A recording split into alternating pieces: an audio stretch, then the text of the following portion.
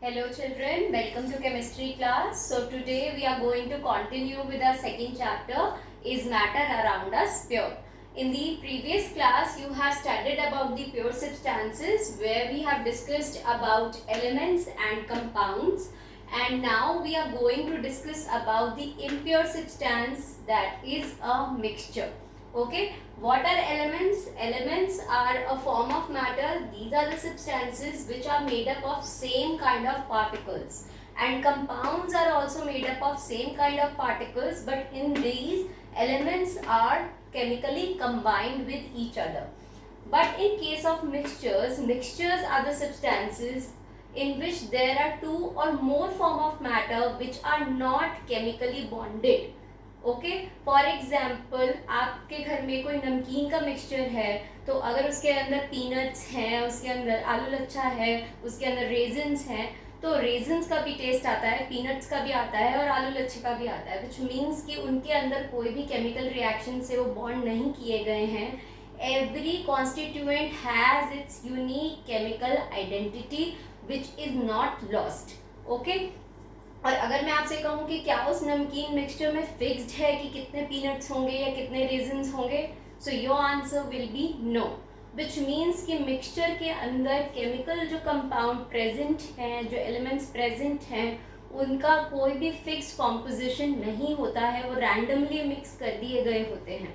जबकि अगर हम कंपाउंड्स की बात करें, फॉर एग्जाम्पल हम बात करें वाटर की, तो आप हमेशा कहते हैं in case of water there will be two atoms of hydrogen and there will be one atom of oxygen, लेकिन mixture के अंदर ऐसा केस नहीं है.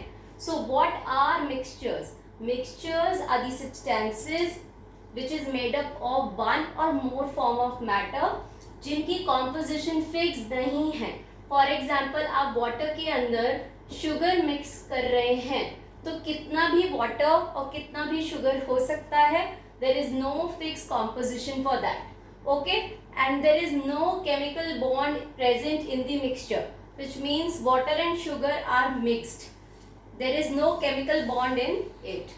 Okay, and आप इसको किसी भी physical process से separate कर सकते हैं.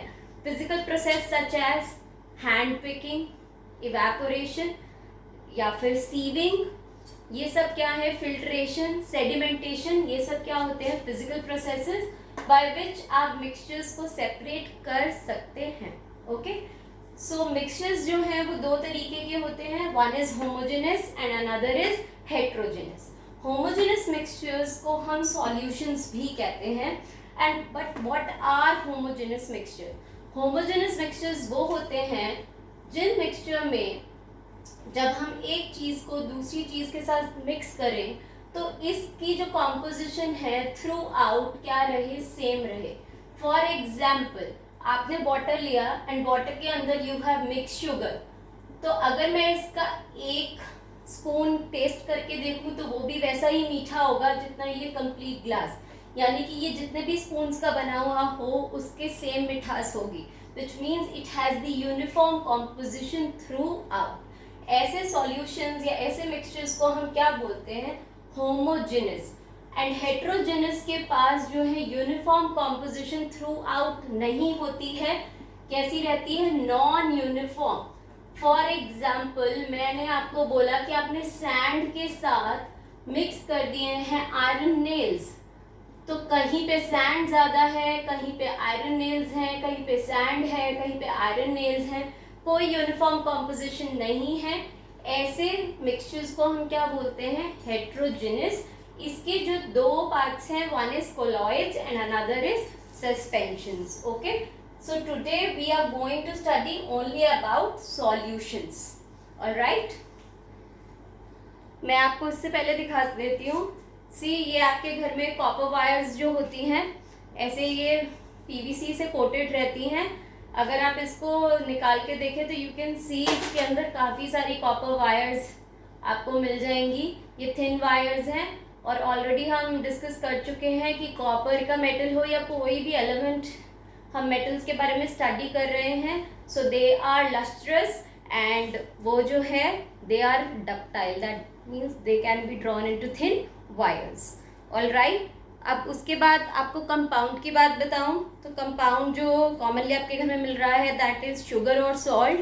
यू कैन सी शुगर जो है, every crystal of sugar has the same chemical formula. Okay, so this is an element and this is a compound. और अगर मैं एलिमेंट के साथ कंपाउंड को मिक्स कर रही हूँ तो ये दोनों आपस में क्या कहलाते हैं? They are called as mixtures. Okay, ऐसा कोई ज़रूरी नहीं है कि यू मिक्स एलिमेंट और अ कंपाउंड. आप दो कंपाउंड्स को भी मिक्स कर सकते हैं, दो एलिमेंट्स को भी मिक्स कर सकते हैं to make a mixture. Okay, so today we are going to discuss only about solutions.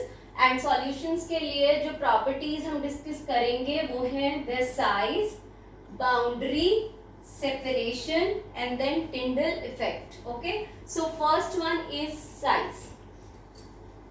अगर हम सॉल्यूशन की बात करें तो सॉल्यूशन के अंदर जो साइज ऑफ पार्टिकल है it is very very small.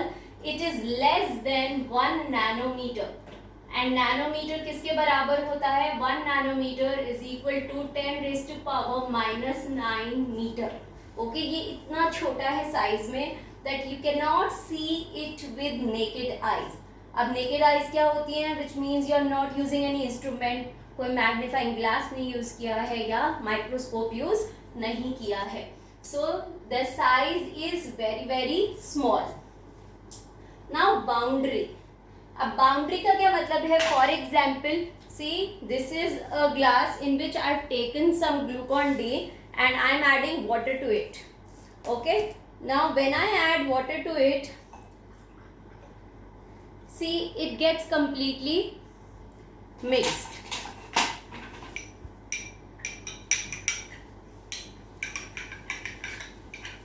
You can see Glucon D gets completely mix. आप कहीं पे कोई बाउंड्री शो नहीं कर सकते कि कहाँ पे वाटर प्रेजेंट है या कहाँ पे Glucon D, which means it is a solution. और यहाँ पे आप ग्लूकॉन डी के पार्टिकल्स नहीं देख सकते. You can only see the colour of it. Okay, so which means that it is a solution in which the particle size is very very small and you can not differentiate between the boundaries. All right, then the separation. अब हम इसको separate कैसे कर सकते हैं? If I से कि आप घर में जो चाय छलनी है या सीव है उससे ग्लूकॉन डी को पोर कर दे एक नए ग्लास में, तो कैन यू पोर इट? तो आपके पास जो नए ग्लास में आएगा वो भी क्या आएगा? Glucon D. विच मीन्स आप इसको फिल्ट्रेशन से सेपरेट नहीं कर सकते हैं. और अगर मैंने कहा कि for 10 minutes you keep this glass without changing it, without disturbing it, तो आप क्या देखेंगे? क्या ग्लूकॉन डी नीचे सेटल डाउन हो जाएगा? नो. ओके, विच मीन्स आप सेडिमेंटेशन से भी इसको सेपरेट नहीं कर सकते हैं. सो सेपरेशन टेक्निक के अंदर you can not use filtration और सेडिमेंटेशन और decantation. Alright, then Tyndall effect. What is Tyndall effect? See, Tyndall effect is the process of scattering of beam of light. अगर आपके पास कोई भी एक सॉल्यूशन है एंड आई से कि इसमें हम टॉर्च से लाइट पास कर रहे हैं, तो जो लाइट है उसका जो पाथ है वो एकदम स्ट्रेट रहेगा, वो स्कैटर नहीं करेगा. Why it will not scatter? वो फैलेगा क्यों नहीं? क्योंकि सॉल्यूशन में आप already told you the particle size is very very small, जिसकी वजह से लाइट जो है कैसे चली जाएगी? स्ट्रेट. जबकि टिंडल इफेक्ट में क्या होता है? Scattering of light. So you will not observe any scattering of light और Tyndall effect in this. Okay, so अगर मैं सॉल्यूशन की प्रॉपर्टीज बोलूं तो इसका size it is very very small, less than 1 nanometre. You will not see the boundary and you cannot separate it through the process of filtration or sedimentation. You will not observe any kind of Tyndall effect. Okay, अब solution के अंदर हमें जो है दो components पढ़ने हैं. What are these two components? One is solute and another is solvent. Solvent वो है जिसके अंदर हम मिक्स करते हैं और सॉल्यूट वो है जिसे हम मिक्स करते हैं। जैसे कि अभी हमने जैसे मिक्स किया वो था ग्लूकोन डी, तो वो क्या हो गया सॉल्यूट। और किसके अंदर मिक्स किया वाटर के अंदर, तो वो क्या बन गया उसका सॉल्वेंट। सॉल्यूट किसी भी स्टेट में हो सकता है, सॉलिड, लिक्विड, गैस।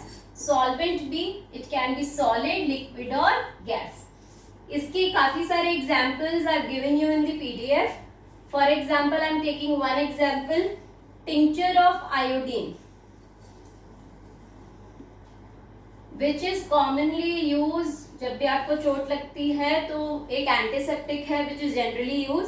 इसके अंदर आयोडीन जो है इट इज अ सॉल्यूट, जो कि किस फॉर्म में होता है सॉलिड फॉर्म में, और it is mixed in a solvent, और सॉल्वेंट होता है लिक्विड फॉर्म में जो कि है अल्कोहल, जो कि हम बहुत ज्यादा यूज कर रहे हैं in this time of corona. Okay, so solute which is mixed in the solvent, and solvent is generally in the form of liquid in which the solute is dissolved. Okay, so there are two components of solution, one is solute and another is solvent, which will combine with each other to form what?